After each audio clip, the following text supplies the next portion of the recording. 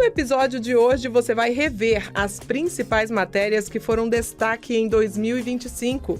Que tal saber como é a rotina de alimentação dos mais de 500 animais do Zoológico de Brasília?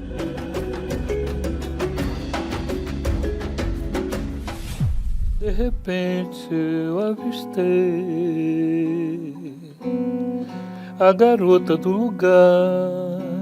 Relembre a última entrevista para a TV concedida pelo guitarrista Hélio Delmiro antes de falecer. No seu Ray-Ban alinhado, caminhava exuberante.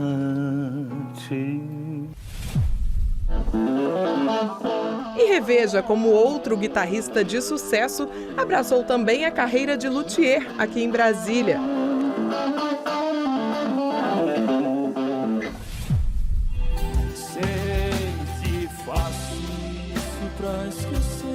E claro, tem muita música com a banda Sereníssima, que mantém viva a memória do Legião Urbana aqui no DF. Sou um animal sentimental, me apego facilmente. É agora, no nosso quadradinho. Meu desejo.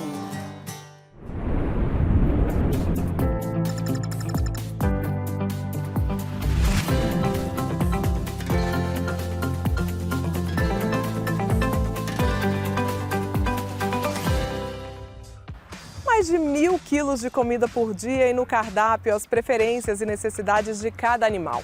A rotina de alimentação no Zoológico de Brasília atende desde o rinoceronte Thor, que não gosta de jiló e banana, até o hipopótamo, que deixa de lado a abóbora. Quer saber mais sobre a alimentação dos mais de 500 bichos de lá? Vem comigo! Todo o alimento que chega aqui é o mesmo alimento que a gente busca para o consumo humano. Aqui dentro da cozinha, nós fazemos também a preparação nos baseando nessa separação que existe no parque. Então, cada bancada é separada dessa forma. Então, nós temos a bancada micário, que nós chamamos aqui dentro, que é onde é preparada a dieta de todos os primatas. A bancada de aves, onde todas as aves, desde emas e avestruz até os passeriformes, que seriam as aves pequenas, até os psitacídeos, onde é preparado. Aí nós temos a bancada gatário, que todos os animais que comem algum tipo de proteína animal, a dieta deles é preparada nessa bancada. E a bancada África, onde toda a megafauna, a dieta de toda a megafauna é preparada, e a bancada América, onde é elaborada as refeições tanto das antas, todos os cervos, veado pantanal, capivara, todos esses animais têm as suas dietas preparadas nessa bancada. Todas as bandejas, elas são identificadas. Se os animais eles ficam sozinhos no recinto, na bandeja ou na vasilha, é identificado o nome desse animal. Se eles ficam em grupos, a bandeja também é identificada em grupo e essa dieta é fornecida em conjunto. Há um acordo, né, vamos dizer assim, um conjunto para que tudo que acontece aqui, lá no parque também, os tratadores que estão lá reconheçam certinho, né, qual é a bandeja para não ter nenhum desvio na hora de alimentar o animal.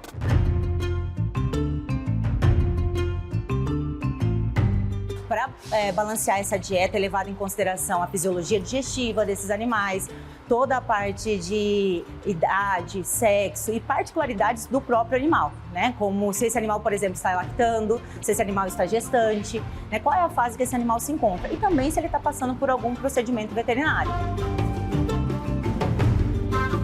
E nós temos animais que consomem dos 5 tratos que nós temos por dia, 4 vezes, tem animais que comem 1 vez por dia, então depende muito da espécie desse animal, até animais que, por exemplo, por características naturais, eles comem 1 vez por semana, que é o caso, por exemplo, dos jacarés. Os jacarés se alimentam todas as segundas-feiras. Temos a Yuli, que é uma das nossas hipopótamos, que não aceita de jeito nenhum abóbora. Então, é um ingrediente que nós conseguimos trocar, porque não é essencial, vamos dizer assim, nós conseguimos ter um outro alimento que é complementar, né? Não é um problema, não está na ração, nem no volumoso, está em um dos alimentos que complementam a dieta dela, então a gente não força nada, se ela não quer, a gente troca por outro tipo de alimento. Mas nós temos o caso do Thor, por exemplo, que é o rinoceronte, que ele não gosta nem de banana e nem de jiló, e não adianta, ele seleciona, né? Então, esses tipos de preferências a gente consegue trocar facilmente. Mas nós temos, por exemplo, onças em crescimento que encasquetaram, por exemplo, nas últimas semanas de não comer frango. Porque nós temos o dia do frango, o dia da carne, né? A gente tenta mesclar a fonte de proteína animal também para esses animais. A forma de apresentação também, às vezes eles não estão comendo certo alimento cortado de certa forma. Então, por exemplo, carne picada, nós passamos para carne moída, começamos a fornecer o bolinho. Ou seja, a gente vai sempre tentando estratégias, né? Os animais silvestres se assemelham muito na questão de preferências e aceitabilidade dos alimentos com animais pet. Então, nós temos todo esse cuidado de atender essas exigências, né? As carnes em geral, por exemplo, de músculo a gente usa em torno de 20 quilos dia. Aí de dianteiro, mais em torno de uma quantidade dessa, né? Em torno de 40 quilos de carne bovina por dia, mais ou menos. Frango, mais uns 15 quilos, em torno de 10 a 12 quilos de tilápia. Fígado, em torno de 5 quilos. Então, por dia, na verdade, a manipulação de alimentos aqui dentro da Semapro, que é o setor de manipulação de alimentos, é em torno de quase 1 tonelada dia. Se busca, na verdade, utilizar ao máximo tudo que a gente tem aqui. Tanto por questões financeiras, nós trabalhamos com dinheiro público, e segundo, por questões de sustentabilidade, né? Então, a gente busca que os alimentos sejam utilizados da forma mais sustentável possível. Um exemplo é a casca de banana, que tem alguns animais, por exemplo, toda a bancada aves, ou seja, todas as nossas aves, a banana ela é fornecida sem casca. Isso gera em torno de 1 caixa de casca de banana dia. Né? E é uma quantidade muito grande. A banana ela é rica em fibra, então nós não desperdiçamos essa casca. Essa casca ela é direcionada para a alimentação dos elefantes, então parte da exigência desses animais é em fibra, porque são herbívoros, tem uma exigência alta em fibra, ela é atendida com essa casca de banana. Os talinhos de couve, que não são direcionados para os animais que só consomem a folha em si, o talinho é direcionado para a alimentação das emas, por ser altamente nutritivo e esses animais aceitarem também muito bem.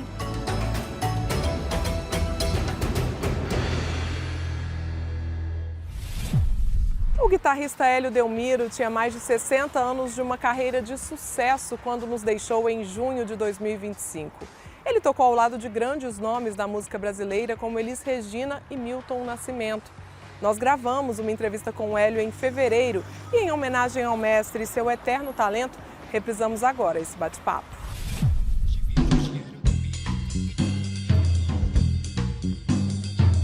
Ele começou com o cavaquinho aos 5 anos de idade, depois passou para o violão e se tornou um dos maiores guitarristas do Brasil, não só do Brasil, do mundo.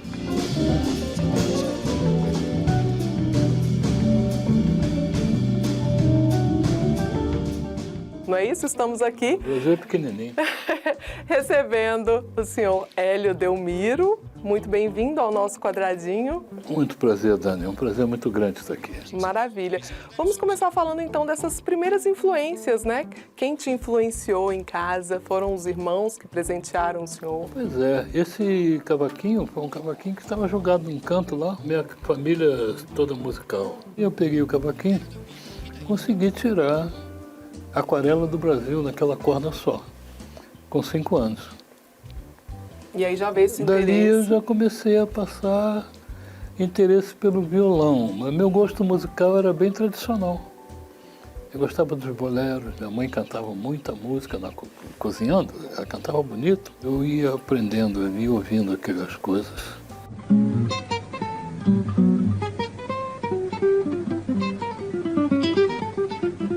E aí sempre ouvindo que o senhor realmente tinha talento, todo mundo falava já, né? Exato.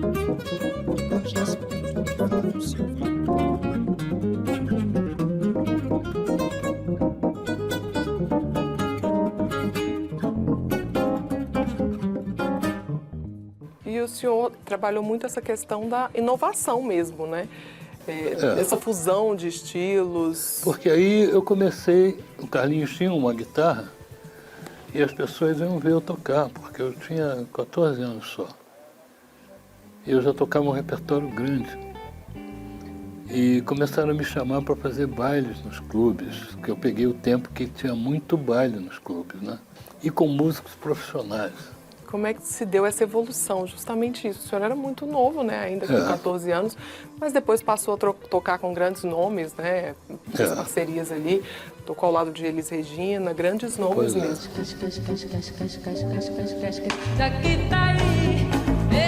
eu comecei na adolescência fazendo esse trabalho todo, os bailes, tudo. Ficava trancado em casa, pegava meu violão, abria um método e começava a estudar. Então, dali, já na adolescência, eu passei a estudar umas 6, 8 horas diariamente. E eu comecei a tocar de maneira, eu fui levado pelas pessoas. Pô, esse cara, vem aqui ver, tem um cara lá no meio que toca diferente. Vamos lá ver. Aí o pessoal ia ver.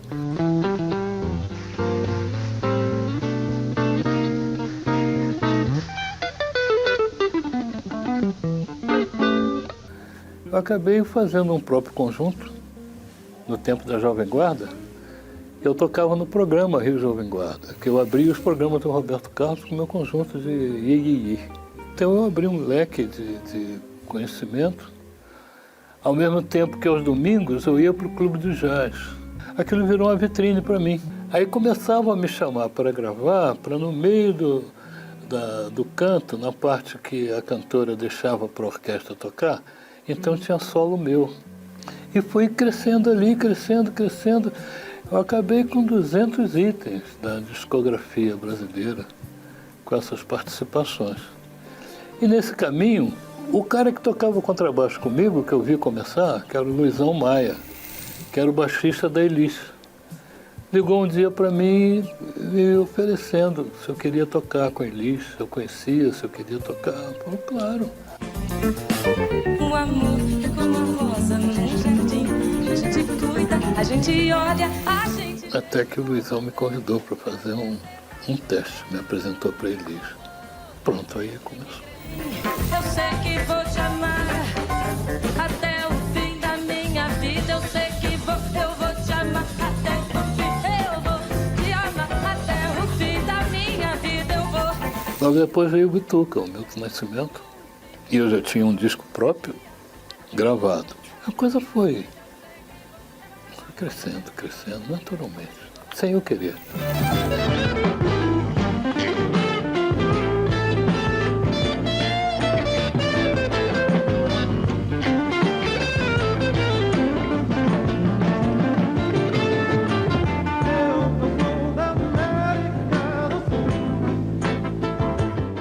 E agora vamos ficar com uma palhinha, né? De repente eu avistei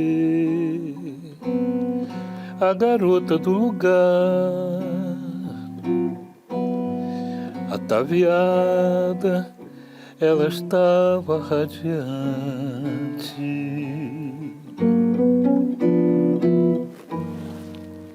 No seu Ray-Ban alinhado, caminhava exuberante. No próximo bloco, vamos relembrar a carreira de outro talentoso guitarrista que também atua como luthier, Haroldinho Matos. E que tal voltar no tempo com as lembranças do Legião Urbana ao som da banda cover Sereníssima? É já já!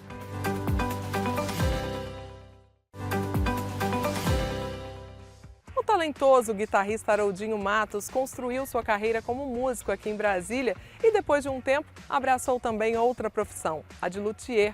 Com toda a sua experiência, ele constrói, conserta e ajusta instrumentos musicais de uma forma única, sempre atento à questão da sustentabilidade. E na nossa conversa, ele também falou um pouco da sua história na música do DF.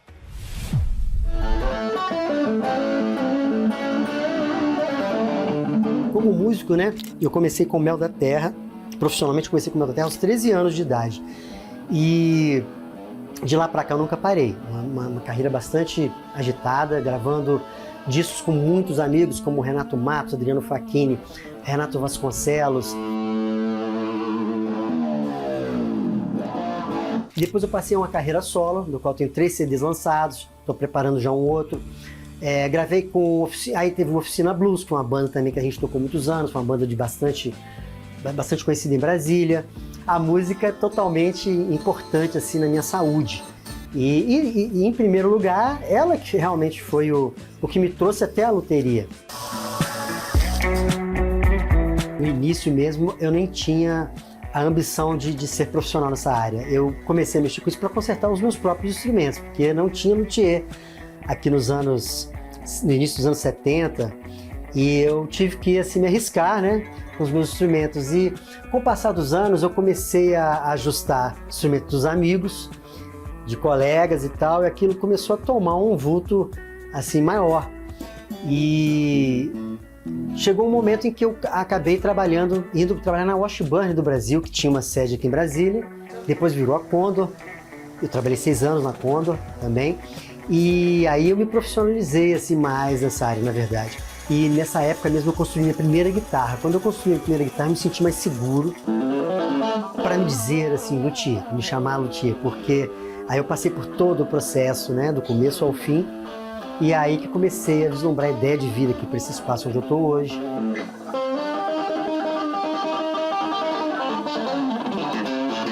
Quando eu comecei, a gente não tinha internet como tem hoje, mas na minha época a gente tinha que ler tudo, tinha que procurar tudo com os amigos, com os colegas. Uma das coisas que me ajudou também foi que eu trabalho com aeromodelismo, eu me divertia, né, um hobby, com aeromodelismo desde criança. Eu já tinha um hábito com colas, com madeiras, então isso já foi uma passagem que facilitou, né, a luteria, porque tem muita coisa parecida. Muitas madeiras que são usadas inclusive na aviação são usadas na guitarra. Frejó é uma madeira muito usada na construção de aviões pequenos. Então eu tive essa conexão e o interesse tão grande que eu sempre tive por tudo isso, que me movimentou e que não me deixava em paz. Como eu era guitarrista, toda a experiência que eu fazia eu podia experimentar e tirar a prova se tinha ficado ou não bom o que eu estava fazendo. Isso também acho que foi muito bom para mim, muito legal. Hoje em dia tem muitas lojas que fabricam peças, mas a maioria das minhas peças foram fabricadas por mim. É uma diversão e uma preocupação. A preocupação em trabalhar com madeiras que não estejam em extinção. E até mesmo com materiais que não sejam madeiras, se possível. Eu não tenho esse preconceito a princípio, não tenho muito essa coisa. As madeiras, eu descobri várias que são excelentes nos instrumentos que eu uso até hoje nas minhas guitarras, que, por exemplo, são muito usadas em portais. O tauari é uma delas, então eu adoro isso. O fato de usar coisas que não estejam em extinção, madeiras que crescem mais rápido, o tauari é uma delas, e que tem manejo, né? Porque tem muita gente plantando, por exemplo, então quando você está chegando no final, colhendo ao final da plantação, lá no começo de onde você colheu já está crescendo a outra safra, e aí você não está destruindo a floresta. Tem muitas madeiras que substituem muito bem, e eu não tenho, eu gosto de quebrar com esse mito, com essa coisa, só fica bom assim. Não fica, não é isso, na verdade. Dá para fazer um instrumento maravilhoso com madeiras alternativas. Na manutenção, eu tenho uma média de 15 a 20 instrumentos por semana. Mas eu não dou conta disso tudo, então eu tenho que ficar triando, um espera, o outro... Se você pegar meu celular hoje, tem mais de 1000 mensagens. Eu não dou conta de responder todo mundo, eu sou um só. E Brasília é uma árvore de fazer guitarrista, baixista e etc. Então é uma loucura. Tem muita gente que chega, olha, eu quero uma guitarra, mas eu quero uma guitarra com... Eu quero o Mogno, não sei na onde, eu quero o Maple, não sei o que lá, eu quero isso, eu quero aquilo. Aí eu falo, legal. Porque o Maple, né, o Jim faz isso e aquilo, né? O Rosewood faz isso e assado. Faz, as coisas fazem isso, mas se eu te botar de olho fechado aqui sentado e tocar com uma guitarra dessa que você quer encomendar e tocar com outra que não tem nada do que você falou, você não vai reconhecer a diferença. A não ser que a guitarra seja ruim. Uma guitarra muito ruim com uma muito boa, não dá. Pegando duas guitarras boas, uma guitarra bem construída, ela tem pouca chance de ficar ruim, porque o que conta mais no instrumento é a construção. Então, eu gosto muito dessa coisa de quebrar esses tabus, assim. Mesmo porque, em primeiro lugar, quem vai ditar o som mesmo é o guitarrista.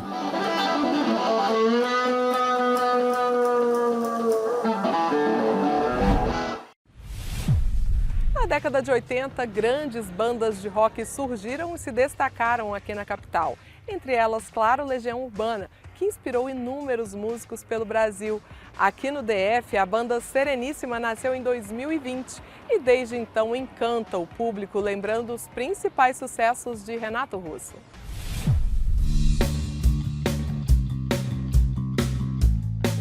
Eu sou vocalista, faço voz e violão. Aí tem um baterista, que é o Gabriel Valério, que é meu xará. Na guitarra é o Guilherme Lucini. no contrabaixo é o Persus Ramos e no teclado é o Nino Augusto. Essa é a formação da banda. Uma menina me ensinou quase tudo que eu sei. Era quase escravidão. A banda Serense começou em 2020, né, durante a pandemia, foi em outubro, após o falecimento do meu pai, que me ensinou tudo sobre Legião Urbana. E desde pequeno eu escutava muito lado B da Legião. Acrílico com Canvas, Metal contra as Nuvens, Maurício, Se Fiquei Esperando e por aí vai. Temos nosso próprio tempo. Não tenho medo do escuro, mas deixe as luzes acesas agora. E o que foi escondido é o que se escondeu, e o que foi prometido ninguém prometeu, nem foi tempo perdido. Somos tão jovens. Então, quando meu pai faleceu, ele sempre me pedia uma banda, né? Falou, pô filho, você podia fazer uma banda. Eu tocava bateria, né, na época, assim. Bateria e baixo, guitarra também, mas eu era baterista. E aí eu falei, não, vou fazer. Só que eu nunca fiz. Aí quando ele faleceu, eu decidi fazer.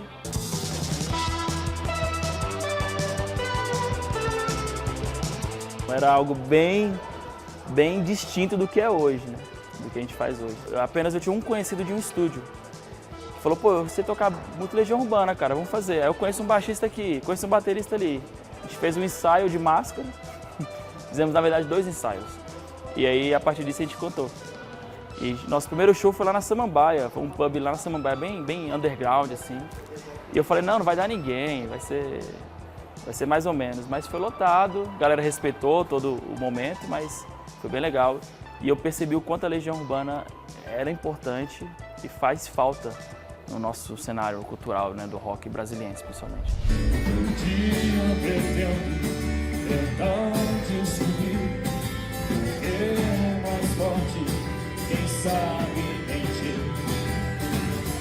Em um dos shows a gente começou a ganhar agenda, eu comecei a correr atrás bem de agenda, porque eu aproveitei um buraco de bandas que já tinham tradição na cidade, e com isso eu aproveitei a pausa de uns para eu tentar encaixar o meu trabalho, oferecer o meu trabalho. E nisso eu consegui 2 agendas em uma casa maior em Brasília. E estava muito frio nesse dia, eu estava de cachecol, uma camisa xadrez de cachecol. E aí a mulher falou assim, moço, você é o avatar do Renato Russo. Você tá igual o Renato Russo, tá idêntico, ele já tinha barba. Eu falei, não. Aí eu fui ver uns vídeos depois e falei, meu Deus, é verdade. Aí um amigo meu falou, cara, bota a bata branca do Renato, fecha isso, você já tem uma voz parecida. Aí eu comecei a estudar, eu já gostava muito, mas eu comecei a estudar trejeitos, até virar a chave de ser banda cover, né? E inclusive até o repertório eu mudei muito por conta do cover. Eu fazia muitas coisas do aborto elétrico, com muita guitarra, aí eu fui mais para violão, teclado. Então a mudança de banda tributo para banda cover, que também é um tributo, ela se ficou um pouco mais sensível no repertório também.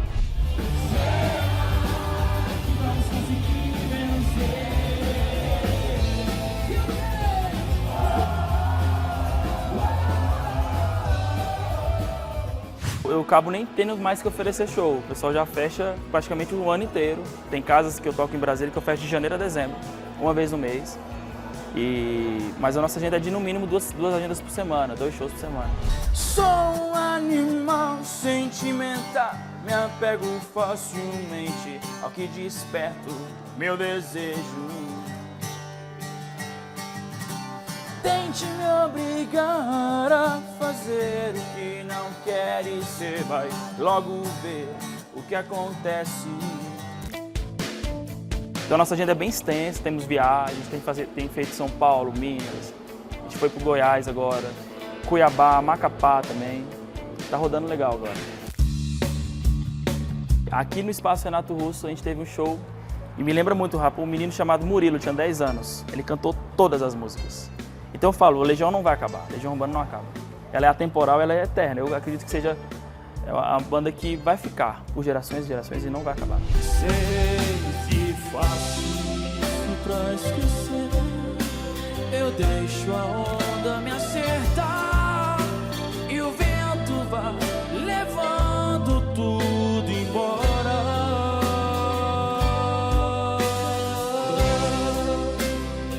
Então isso motiva o trabalho a continuar.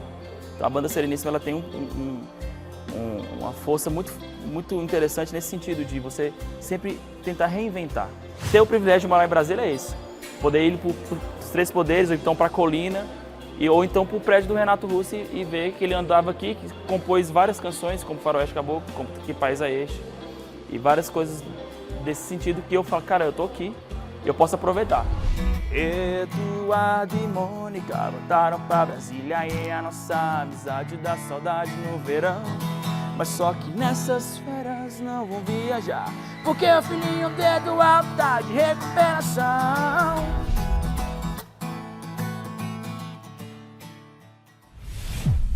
Eu fico por aqui, mas você pode rever todas as matérias no nosso canal no YouTube.